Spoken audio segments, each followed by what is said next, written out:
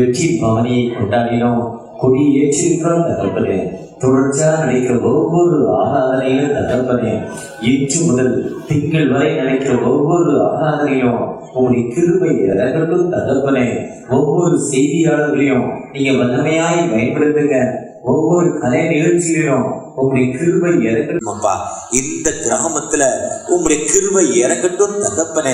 இந்த வருஷத்துல நல்ல மழையை தாங்க தகப்பனே, நல்ல விளைச்சலை தாங்க தகப்பனே, விளைச்சலுக்கு ஏற்ற நல்ல விலையை தாங்க தகப்பனே.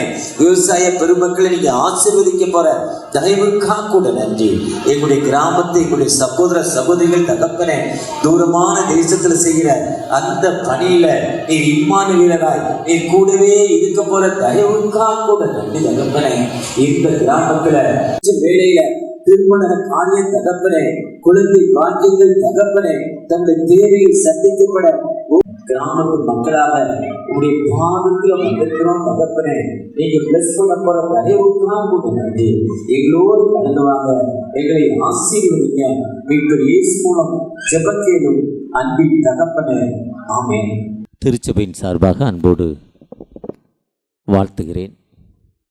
இந்த 22வது தோத்திர பண்டிகையில் மீண்டுமாய் அன்போடு என்னை அழைத்து ஆண்டுடைய வார்த்தையை பகிர்ந்து கொள்ள எனக்கு கொடுத்த வாய்ப்பிற்காக ஸ்தல போதகர் மற்றும் ஆட்சி மன்ற குழு, நம்முடைய மூத்த மக்கள், என்னுடைய சகோதர சகோதரிகள், உடன்பிறப்புகள் எல்லாருக்கும் என்னுடைய வாழ்த்துக்களையும் நன்றியும் தெரிவித்துக் கொள்கிறேன். இந்த நாளில் கூட கடந்த பல வருடங்களாக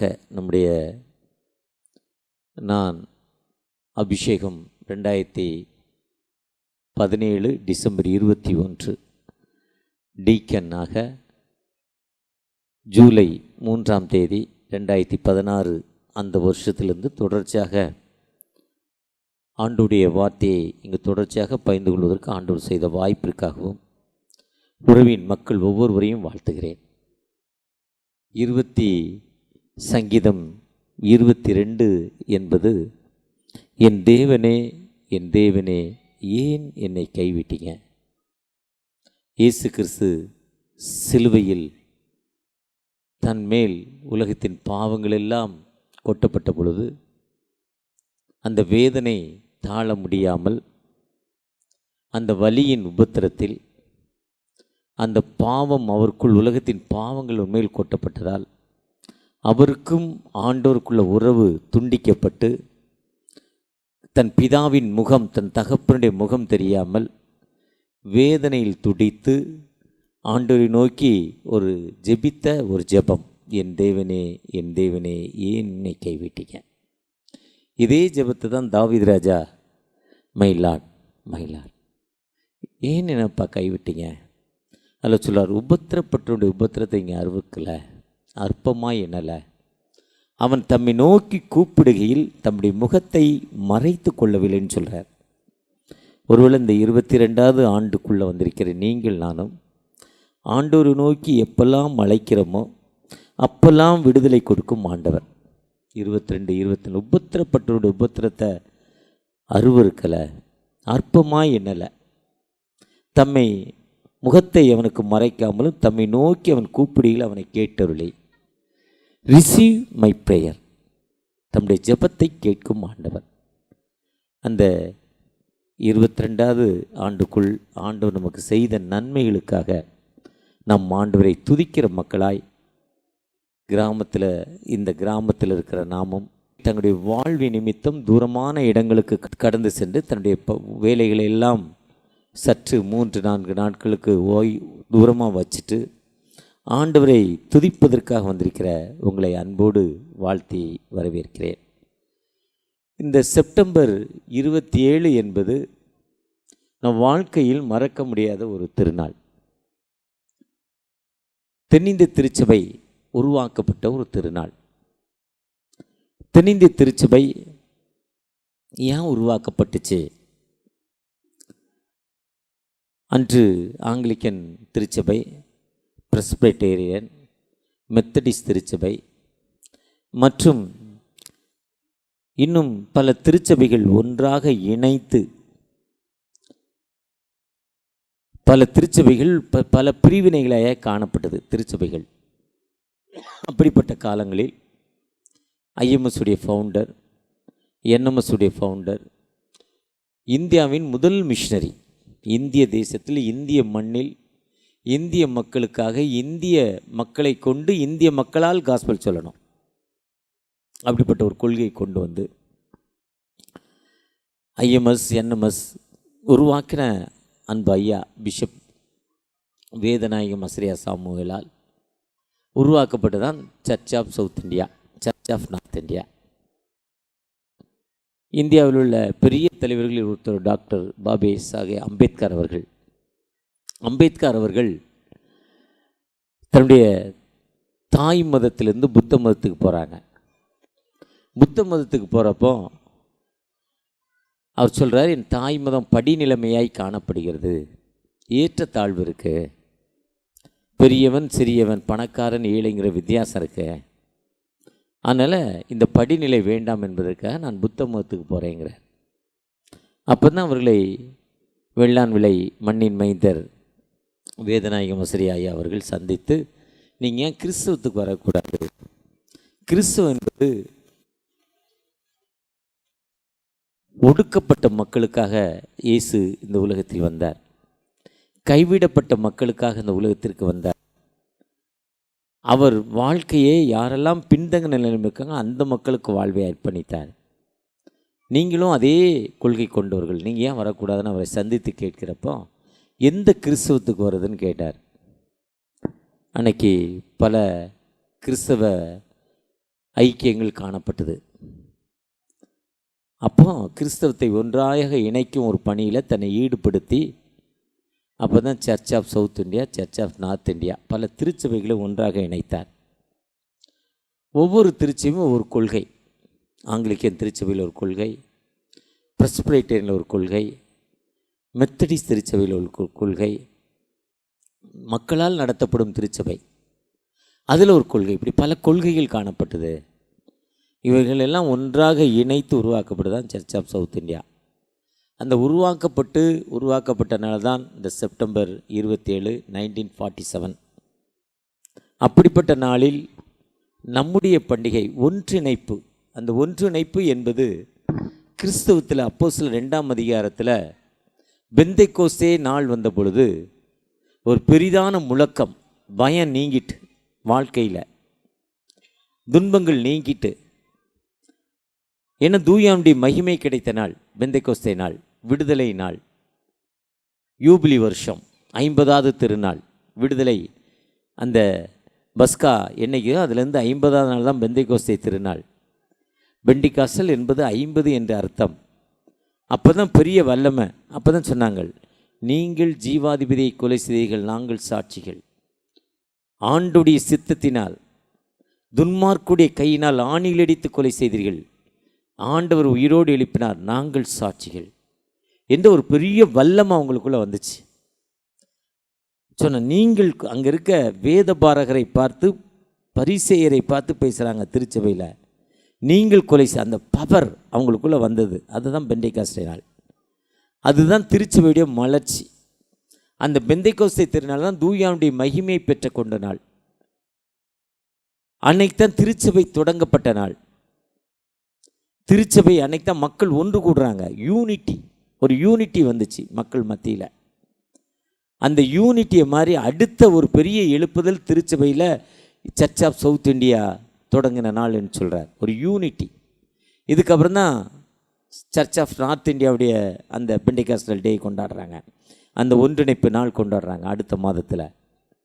அப்போ அப்படிப்பட்ட நாளில் நாம் நம்முடைய பண்டிகை, இந்த 22வது பண்டிகைக்குள்ளே வந்திருக்கிற நீங்கள் நானும் உண்மையாகவே தகப்பனே எங்களோடு பேசுங்க, உம்முடைய கிருபை எங்களுக்கு தாங்க தகப்பனே, இந்த ஆயத்த ஆராதனையில் நீர் எங்களோடு வாங்கப்பா, உம்முடைய பிரசனை எங்களோடு வரட்டும் தகப்பனே, உம்முடைய கிருபை எங்களோடு வரட்டும் தகப்பனே நோக்கி பார்ப்போமா. இந்த ஆயத்த ஆராதனை நீங்கள் இறங்கி வாங்கப்பா, உம்முடைய பிரசனம், உம்முடைய கிருபை எங்களோடு இருக்கட்டும், நீங்கள் பேசுங்க, நாங்கள் கேட்கிறோம். என் கண்மலையும் என் மீட்பருமாகிய கர்த்தாவே, வாயின் வார்த்தைகளும் அமர்ந்திருக்கிற உங்களுடைய இதயத்தின் தியானங்களும் சமூகத்தில் பிரீதியாய் இருப்பதாக. ஆமென், ஆமென், ஆமென். மீண்டுமாய் உங்கள் யாவரையும் வாழ்த்துகிறேன். இந்த நாளில் கூட அவர் செய்த சகல நன்மை நிமித்தம் சந்தோஷப்படுவீர்களாக. Rejoice in the every good day which the Lord. அவர் செய்த சகல நன்மை நிமித்தம். ஆண்டவர் நமக்கு எத்தனையோ நன்மைகளை செய்திருக்கிறார். என்னுடைய வயது 65 வரை ஆண்டவர் என்னோடு இருந்திருக்கிறார். அதற்காக ஆண்டவருக்கு நன்றி. இப்படிப்பட்ட நிலைமையிலிருந்து என் வாழ்க்கையை ஆரம்பித்து இந்த நிலைமைக்கு என்னை கொண்டு போயிருக்கிறார். அதற்காக ஆண்டவருக்கு நன்றி என்று நாம் ஆண்டவர் நமக்கு இறங்கி செய்த நன்மைகள் நிமித்தம் நாம் சந்தோஷப்படும்படி ஆண்டவர் அழைக்கிறார். எப்படிப்பட்ட ஒரு சந்தோஷம்! ஒரு பத்திரிகையாளர் ஒரு பெரிய தொழிலதிபரை பார்த்து, பென்ஸ் கார் வாங்க உங்களுக்கு எவ்வளோ நாள் ஆகும்னு கேட்டார். சாதாரணமாக 4 லட்ச ரூபாய் இல்லை 3 லட்ச ரூபாயிலேருந்தே கார் இருக்குது. 3 lakhsல இருந்து 2.5 கோடி 250 லட்சம் வரையும் கார் இருக்குது. முதலாவது உலகத்தில் வந்த கார் பென்ஸ் கார். ஜெர்மன் தேசத்தில் அந்த பென்ஸ் காருடைய ஃபேக்ட்ரி இருக்குது. ஜெர்மன் தேசத்துக்கு போனீங்கன்னா ஒரு நாள் 4 மணி நேரம் அந்த கார் ஃபேக்ட்ரியை பார்ப்பதற்காக டூரிஸ்ட்டு நமக்கு ஃபிக்ஸ் பண்ணி கொடுக்குறாங்க. நம்ம பணத்துக்கு கிட்டத்தட்ட 4000 ரூபா சார்ஜ் பண்ணுறாங்க. நம்ம இந்தியா பணத்துக்கு அந்த கம்பெனியை போய் பார்க்கணும். கம்பெனினா கம்பெனி ஃபேக்ட்ரிக்கு இல்லை, அப்படி ஷோரூம் மாதிரி. அப்படி ஆரம்ப கார் எப்படி இருந்தது? இன்றைக்கி இருக்க அட்வான்ஸ் டெக்னாலஜி, இன்றைக்கி ஆள் இல்லாத கார் தயார் பண்ணிட்டாங்க. அந்த கார் வரை எப்படி இருக்குது? இங்கேருந்து ஒவ்வொரு ஸ்டெப்பாக கொண்டு போகிறாங்க. ஒவ்வொரு மாடி கிட்டத்தட்ட 12-15 ஃப்ளோரில் இருக்குது. எனக்கு எத்தனை ஃப்ளோருங்கிறது மறந்துட்டு. நம்ம பணத்துக்கு 4000 ரூபா அந்த ஃபீஸ். எப்படி ஒரு ட்ரேட் ஃபேர் உள்ளே போய் பொருட்காட்சியை பார்த்துட்டு எப்படி ஃபீஸோ அதே மாதிரி 4000 ரூபாய் நம்முடைய பணத்துக்கு.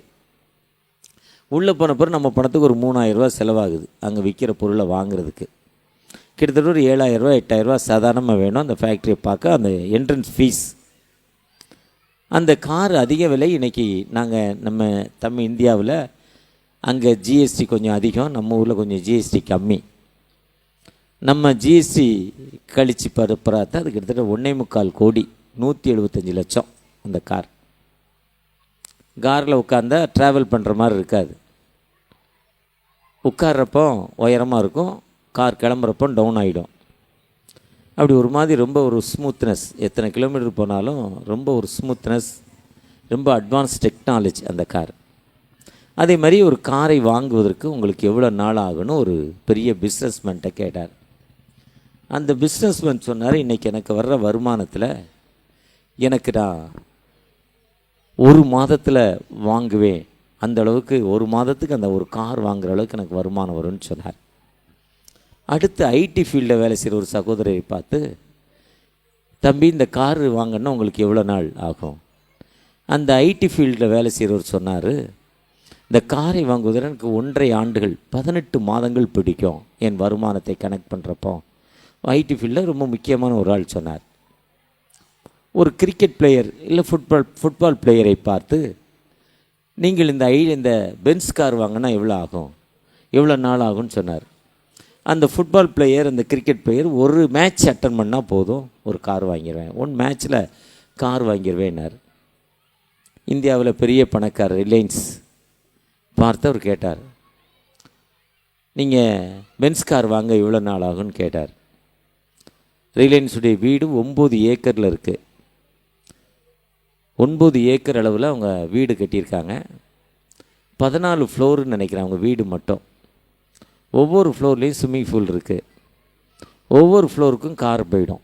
எல்லா தளத்துக்கும் கார் நேரடியாக அவங்க தளத்தில் பெட்ரூம் வரையும் கார் போய் இறங்கிடுவாங்க. பாம்பேயில் அப்படிப்பட்ட ஒரு லக்ஸரி வீடு அவங்க கட்டியிருக்காங்க. உலகத்திலே பெரிய வீடு. அவர்கிட்ட போய் அந்த பத்திரிகையாளர் கேட்டார், நீங்கள் பென்ஸ் கார் வாங்க இவ்வளோ நாளா? ஒரு 5 வருஷம் ஆகுனாரா. என்னங்க ஒரு கார் வாங்க 5 வருஷம் ஆகுங்கிறீங்களே, இவங்கெல்லாம் இவ்வளோ நாள் தானே ஆகுங்கிறேன். நீங்கள் எவ்வளோ பெரிய பணக்காரர், எவ்வளோ பெரிய தொழில். இன்றைக்கி ஜியோ ஃபோனே உங்கள்கிட்ட தான் இருக்குது. இன்றைக்கி வருகிற காலங்களில் நெட்டு ஃபுல்லாக இன்றைக்கி ஒரு கேபிள் டிவி போடுற ஆப்ரேட்டர் பேசுகிறப்போ எல்லா கேபிள் டிவியும் அவங்க கையில் போயிட போதான். இன்னொரு 6 மாதத்தில் இல்லை 1 வருஷத்தில் கேபிள் டிவி எல்லாம் அவங்க எல்லாம் மொத்தமாக எடுத்துடுறாங்க.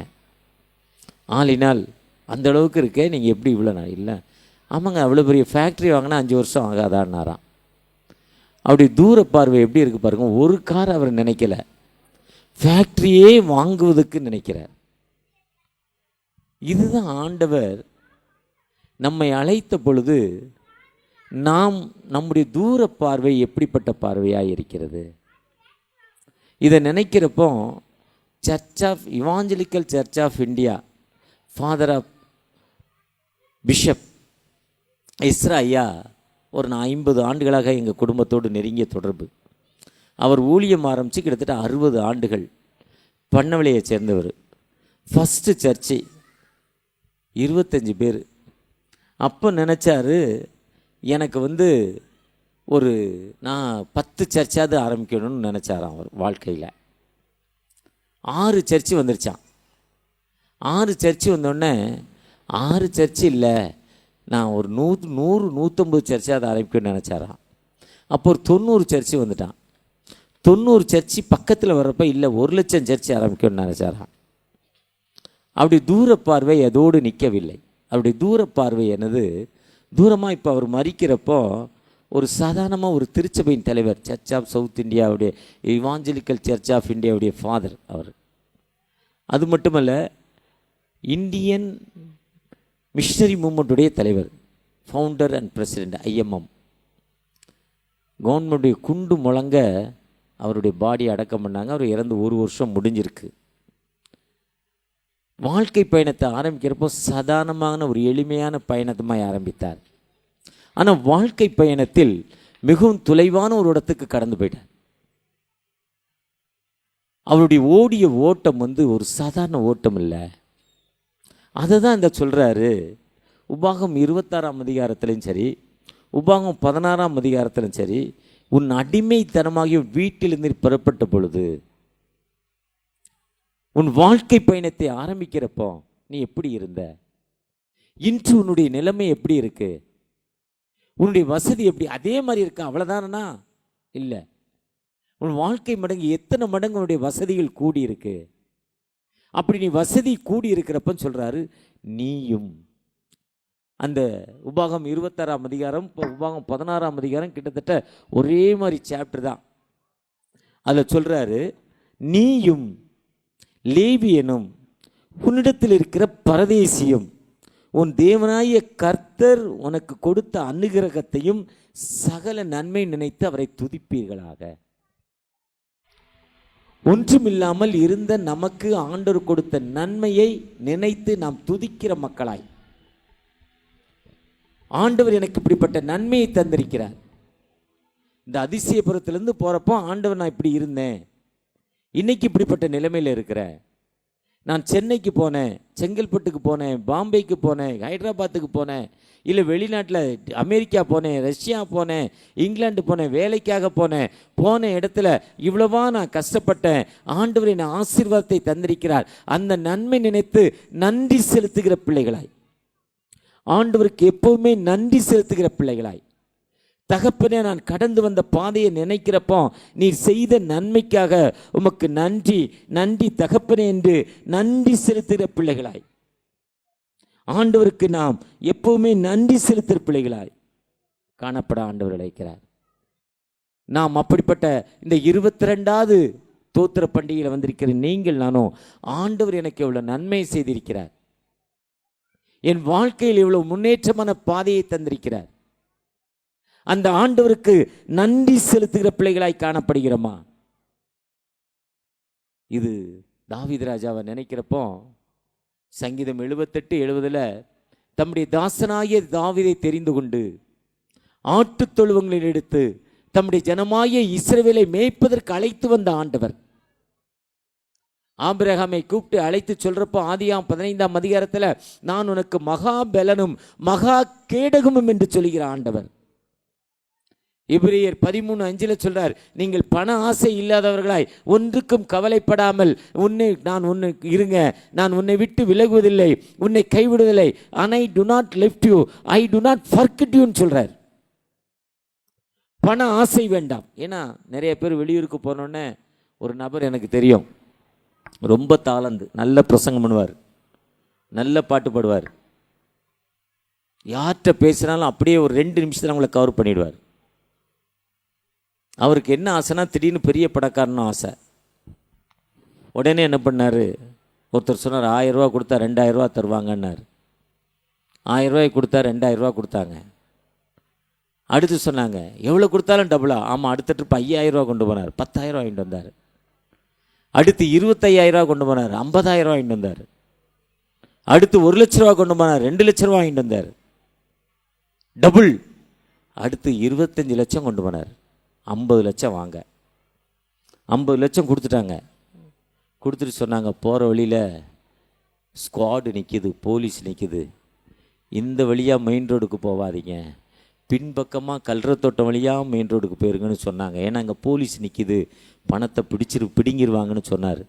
அந்த பணத்தை காப்பாற்றுறதுக்காக மெயினில் போகாமல் பின்னால் போனார். அங்கே ஸ்குவாடு நின்று 50 லட்சத்தையும் பிடுங்கிட்டாங்க.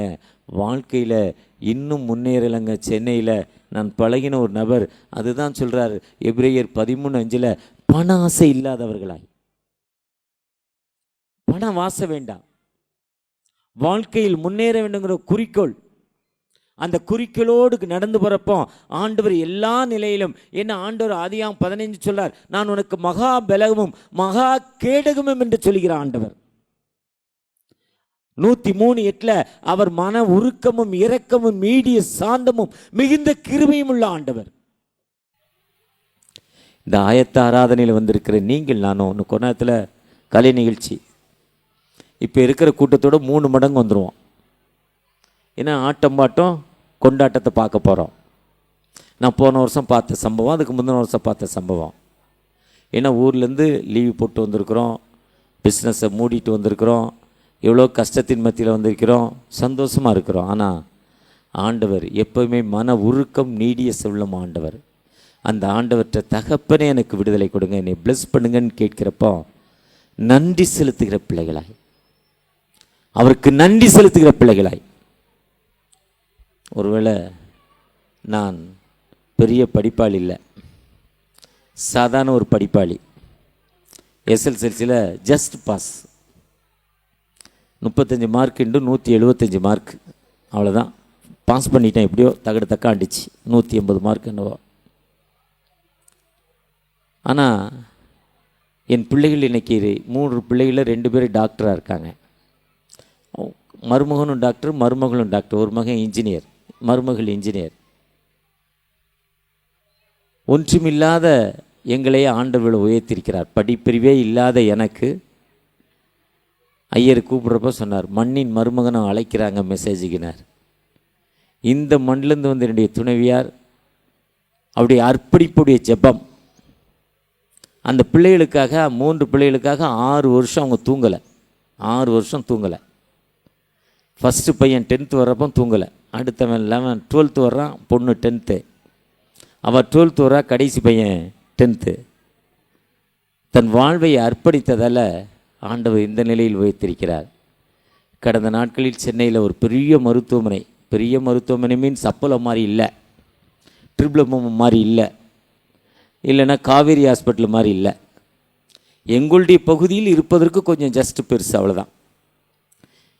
இருந்தாலும் ஆண்டவர் ஒரு தூர பார்வை, ஒரு பெரிதான பார்வையோடு ஆண்டவர் எங்களை வழிநடத்திருக்கிறார். அந்த ஆண்டவர் உங்களுக்கும் நன்றி செலுத்து, நீங்கள் நன்றி செலுத்துகிறப்போ, நீங்கள் சந்தோஷப்படுறப்போ, நீங்கள் கொடுத்த நமக்கு பெற்ற இந்த இன்பத்தை நினச்சி பார்க்குறப்போ ஆண்டவர் எல்லா நிலையிலும் ஆண்டவர் வாழ்வு கொடுக்கும் ஆண்டவர். நமக்கு செய்த நன்மை வாழ்க்கையில் அதை நினைத்து துதிக்கிற மக்களாய் ஆண்டவருக்கு காண்றப்போ எல்லா நிலையிலும் உயர்த்தும் ஆண்டவர். அது மட்டுமல்ல, அந்த ஆண்டவர் எப்போவுமே நம்மோடு இருந்து எல்லா நிலையிலும் பாதுகாக்கும் ஆண்டவர், டிஃபென்ஸ் லாட். ஒரு ஓவியர் ஒரு அழகாக ஒரு படத்தை வரைஞ்சிக்கிட்டே இருந்தார், மொட்டை மாடியில் நின்று ரசனை பண்ணி வரைஞ்சார். அப்படி இப்படியே மாற்றினார், தூரமாக அப்படியே ரசனை பண்ணிக்கிட்டே இருந்தார். நீங்கள் ஓவியரை பார்த்தீங்கன்னா அவன் ஒரு அந்த டைப்பே வேறு. சிகரெட்டு கையில் வச்சுருப்பான், கையில் சிகரெட் சுடுறது கூட தெரியாது. அப்படி அவர் ரொம்ப ரசனை பண்ணி பின்னாலே வந்தார். மொட்டை மாடியில் கீழே விழ போகிறார். இப்போ என்ன சத்தம் போட்டாலும் கீழே விழுந்துருவார், போய் பிடிக்குமனே கீழே விழுந்துருவார். ஹெல்ப்பர் என்ன பண்ணார், பெயிண்ட்டை தூக்கி டக்குன்னு அந்த ஓவியத்தில் ஊற்றிட்டார். அவர் பார்த்தோன்னே குடுகுடுன்னு ஓடியாந்து, ஏன்படா டேய், எத்தனை நாள் ஆச்சுடா, தூக்கம் இல்லை, சாப்பாடு இல்லை, பல்லு விளக்கலை, என்ன பண்ணல, இப்படிப்பட்ட ஓவியத்தை ஊற்றிட்டேன்னார். அப்போ அவர் சொன்னார், அது ஒன்றும் இல்லைங்க, இப்போ நான் ஊற்றலைன்னா நீ கீழே வந்து செத்து போயிருப்பேன். இதே மாதிரி தான் வாழ்க்கையில் நமக்கு சில பிரச்சனைகள், வேதனைகள், கடன், வியாதி, இந்த பிரச்சனைகள் மத்தியிலையும் ஆண்டவற்றை நாம் அன்பு கூறுகிற மக்களாய், எல்லா நிலையிலும் ஆண்டவற்றை நம் அன்பு கூறுகிற மக்களாய் காணப்பட ஆண்டவர் அழைக்கிறார். யோபுடைய வாழ்க்கையில் ஆண்டவர் கர்த்தர் கொடுத்தார், கர்த்தர் எடுத்தார், கர்த்தருடைய பரிசுத்த நாமத்துக்கு தோத்திரம் சொன்னார். நன்மை பெற்ற நாம் தீமையை பெற வேண்டாமோன்னார். சொல்லிட்டு தன் சகோதரருக்காக ஜெபிக்கிறார். யோபு 42 தன் நண்பர்களுக்காக ஜெபிக்கிறார். அவர் ஜெபிக்கிறப்ப நம்ம இழந்து போன வாழ்வு ரெட்டத்தனையாய் மாறுது. தான் கஷ்டம் வேதனையின் மத்தியில் தன் உறவின் மக்களுக்கு தன் வாழ்க்கையை அர்ப்பணிக்கிறப்போ அந்த வாழ்க்கை ரெட்டத்தனையான ஆசீர்வாதம். அவருடைய உபத்திரத்தை நினைக்கல, பிறருக்காக தன் வாழ்வை அர்ப்பணிக்கிற ஒரு மனிதனாய் காணப்படுகிறார். நீங்கள் நானும் எவ்வளவு கஷ்டம் எவ்வளவு வேதனை இருந்தாலும் ஆண்டவற்றை நம்ம ஜெபிக்கிற மக்களாய், நம்முடைய ஜெபம் எப்படி காணப்படுது? 2 பேர் ஒன்றா மெட்ராஸுக்கு போகிறாங்க. ஒருத்தர் பெரிய பணக்காரர் ஆகிட்டார், ஒருத்தர் ஏழையாகவே இருக்கார். ஏழையாக இருக்கவர் 47 நாள் பாஸ்டிங் இருந்தார். லெந்து நாட்களில் ரொம்ப தீவிரமான பாஸ்டிங், பச்சை தண்ணி கூட குடிக்கல. பாஸ்டிங் முடிக்க போனதில் கடவுள் வந்தார், இயேசு கிறிஸ்து வந்தாங்க, என்னப்பா தேவைன்னார். ஆனால் ஒரே ஒரு கண்டிஷன், நீயும் அவரும் ஒன்றா வித்தவுட் டிக்கெட்டில் சென்னைக்கு வந்தீங்க, உனக்கு என்ன கொடுப்பனோ அவருக்கு 2 கொடுப்பேன்னார். உனக்கு என்ன கொடுத்தாலும் அவருக்கு டபுள். இந்த பாஸ்டிங் இந்த ஒரு சற்று திங்க் பண்ணார். அப்போ உனக்கு 1 வாரம் டைம் கொடுங்கன்னு 1 வாரம் நான் பாஸ்டிங் இருக்கிறேன்ட்டார். நல்லது, 1 வாரம் இருன்னு போயிட்டார். கடவுள் போயிட்டார். 1 வாரம் கழித்து கடவுள் கரெக்டாக வந்தார். என்ன பண்ணார்? எனக்கு 1 கண் அவுட் ஆகணுன்னார். இப்போ எதிரிக்கு எத்தனை கண்டு போயிடும்? இது இல்லை. நமக்கு என்ன வேணும் என்பது ஆண்டவருடைய சன்னிதானத்தில் காத்திருந்து ஜெபிக்கிற மக்களாய் யோபுட்ட போய் சொல்கிறாங்க. யோபு, அந்த யோபுடைய நண்பர்கள் கடவுள்கிட்ட பலி செலுத்த போகிறப்போ கடவுள் கேட்குறா, ஆண்டவருக்கு அவனுக்கு என்னப்பா வேணும், நீ போய் யோபுட்ட பலி செலுத்துங்கிறார். யோபு உடலில் துணி இல்லை, உடம்பெல்லாம் புண்ணு சிறங்கு, தண்ணி வடியுது, ரத்தம் வடியுது, நாத்தம், மனைவி திட்டுறாங்க. அப்படிப்பட்ட நிலைமையிலையும் நண்பர்களுக்காக ஜெபிக்கிறார். இதுதான் வாழ்க்கை. நம்முடைய வாழ்க்கையில் நாம் பிறருக்காக நாம் அர்ப்பணிக்கிற மக்களாய் மாறுறப்போ ஆண்டவனை உயர்த்தும் ஆண்டவர், எல்லா நிலையிலும் நம்மை வழிநடத்தும் ஆண்டவர். அந்த ஆண்டவர் நம்மோடு கடந்து வந்திருக்கிறார். அந்த ஆண்டவர் எல்லா நிலையிலும் உயர்த்தும் ஆண்டவர். ஐடா ஸ்காலர் இன்னைக்கு சிஎம்சி சீட்டு கிடைக்க இவ்வளோ கஷ்டம். கிறிஸ்டியன் மெடிக்கல் காலேஜ் பஞ்சாபில் லூதியானாவில் இருக்குது, இந்தியாவில் தமிழகத்தில் வேலூர்லையும் இருக்குது. அந்த அம்மா அப்பா இங்கிலாண்டில் பெரிய டாக்டர், ஃப்ரீயாக வைத்தியம் பார்க்குறார். 10 பேருக்கு 8 பேர் ஃப்ரீயாக, 2 பேர்கிட்ட தான் காசு வாங்க வரான். கூட்டம் அவரை சுற்றி ஒரு 50 பேர் இருப்பாங்களா இங்கிலாண்டில். நான் சொல்வது ஒரு 150 வருஷங்களுக்கு முன்னால். அப்போ ஆண்டவர் ஒரு நாள் அவருக்கு தரிசனமாகி, நீ வா இந்தியாவுக்கு வா, ஆசியா கண்டத்தில் இந்தியாவுக்கு வா, இந்தியாவுடைய தென்பகுதி வேலூருக்கு வா, அந்த மக்களுக்கு ஒன்றுமே இல்லை, நீ டாக்டரை வாங்குறார். அவர் சொல்ல, இங்கே நான் உதவி செய்கிறேன், இங்கேயே செய்கிறேன்னார். இல்லை, உன்னை மாதிரி டாக்டர் நிறைய பேர் இருக்கான். அர்ப்பணிப்பு இல்லைன்னு அவரை கூட்டு போனார். கூட்டு போயிட்டு போகிற வழியிலே கப்பலில் 100 நாள் 90லேருந்து 100 நாள் பிரயாணம் கப்பல். அன்னைக்கு ஃப்ளைட்டு கிடையாது. 4 பிள்ளைகளோடு வர்றார். வர்ற வழியிலே ஒரு குழந்தை செத்து போகுது கப்பலில், தண்ணிக்குள்ளே தூக்கி போட்டார். அப்படியே வேலூரில் வந்து பணி செய்கிறப்ப அவருடைய ஒரு மகள், +2 படிக்கிற மகள், அந்த மகட்ட நீயும் டாக்டர் ஆமாங்கிறார். அந்த பொண்ணு சொல்லுது, அப்பா நீ ஒரு மென்டலு, இதோ கோமணம் கட்டினவன், இவனுக்கு வந்து புத்தி இல்லை, நாகரிகம் இல்லை, ஃபூல், முட்டாள், நான் இங்கே இருக்க மாட்டேன், இங்கிலாண்டில் தான் இருப்பேன் நாங்களாம். அந்த அம்மா அப்படி சொல்கிறப்போ அடுத்த நாள் 3 பேர் லேடி வைத்தியெல்லாம் 3 பிள்ளைகள் செத்து போகிறாங்க. தன் வாழ்வை அர்ப்பணிக்கிறாங்க. அந்த அம்மா அப்படியே போய் இங்கிலாண்டில் திரும்ப பிஎஸ்சி நர்சிங் படிச்சுட்டு வந்து தன் வாழ்வை திண்டிவனத்தில் ஆரம்பிக்கிறாங்க, ஃபஸ்ட்டு காலேஜ்.